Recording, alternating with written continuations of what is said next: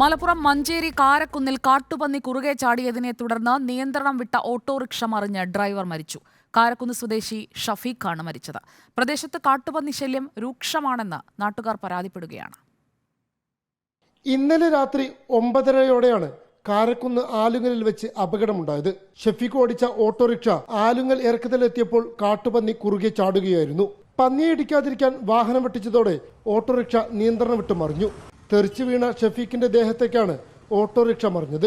ഉടൻ തന്നെ നാട്ടുകാർ ആശുപത്രിയിൽ എത്തിച്ചെങ്കിലും ജീവൻ രക്ഷിക്കാനായില്ല. അപകടം പറ്റിയാണ്, ആംബുലൻസ് പെട്ടെന്ന് വേണമെന്ന് പറഞ്ഞു. നമ്മളെ ഷഫീഖ് റോഡിൽ കിടക്കാണ് കണ്ടത്. ഉടൻ തന്നെ അവിടെ ഫസ്റ്റ് എയ്ഡ് ഞങ്ങൾക്ക് സീക്കാർ കൊടുക്കേണ്ടതായിരുന്നു. ഉടനെ തന്നെ അവനെ എടുത്തിട്ട് നമ്മൾ കാറിൽ മാനു ഹോസ്പിറ്റലിലേക്ക് പോകുന്നു.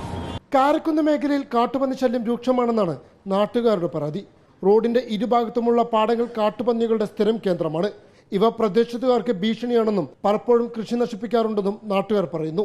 ഭാര്യയും വിദ്യാർത്ഥികളുമായ 3 മക്കളും അടങ്ങുന്നതാണ് മരിച്ച ഷഫീഖിന്റെ കുടുംബം.